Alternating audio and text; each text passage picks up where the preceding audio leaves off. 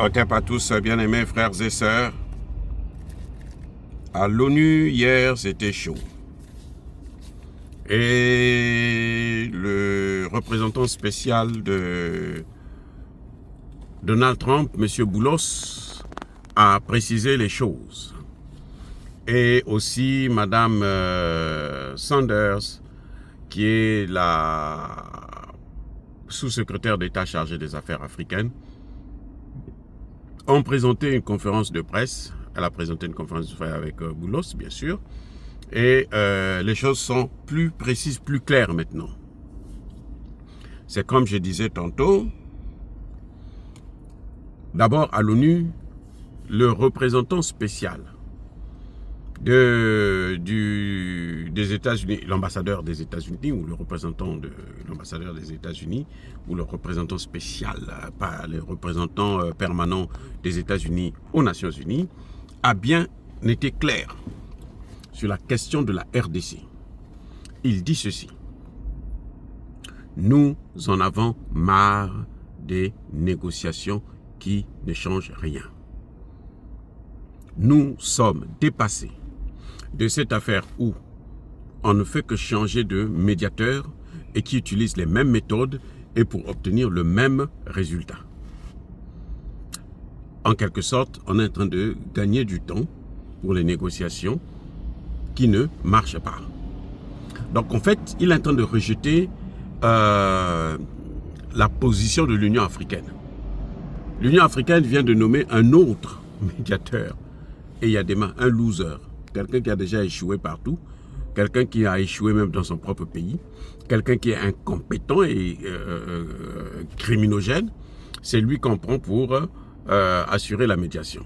Bon, il a échoué à la CEDEAO, il va aussi échouer là-bas. Donc, le représentant américain dit, mais au Conseil de sécurité, dit, mais celui-là, ça va nous apporter quoi? Mais rien, rien du tout. Ça ne peut rien nous apporter. Donc, nous ne sommes plus dans cette affaire-là. Il faut maintenant prendre des sanctions. Et c'est ce que je disais tantôt, que si le Conseil de sécurité veut régler cette problème, il faut prendre des sanctions contre Kagame.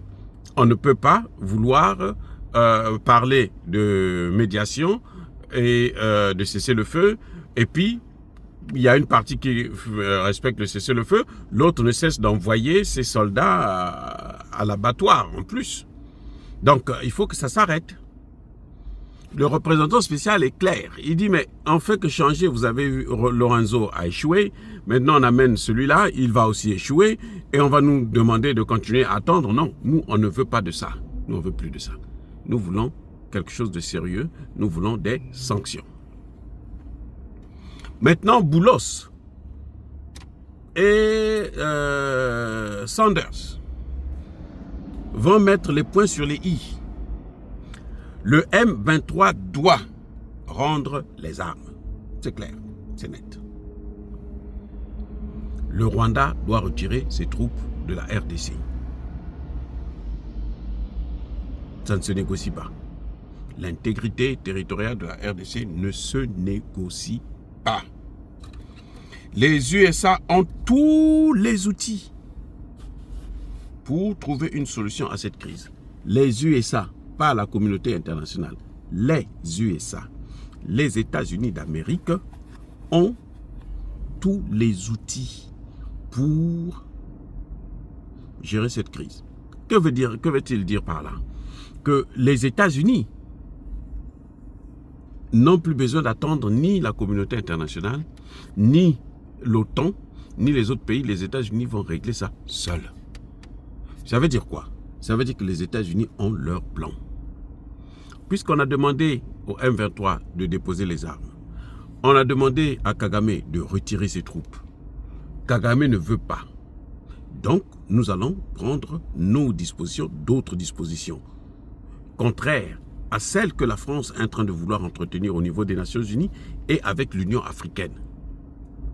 C'est-à-dire nommer encore un autre médiateur qui va faire son cinéma, ainsi de suite. Au Qatar, Kagame a dit qu'il va retirer ses troupes, il revient, il envoie encore d'autres troupes.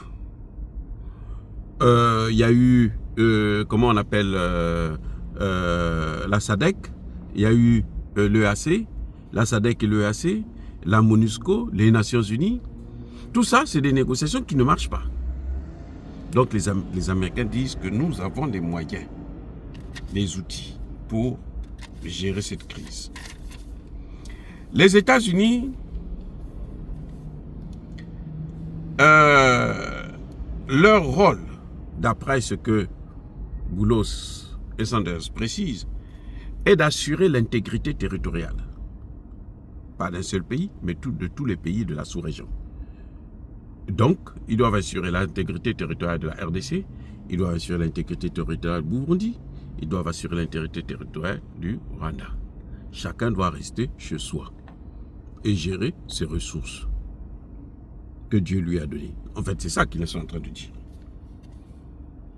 Nous avons élaboré notre propre stratégie,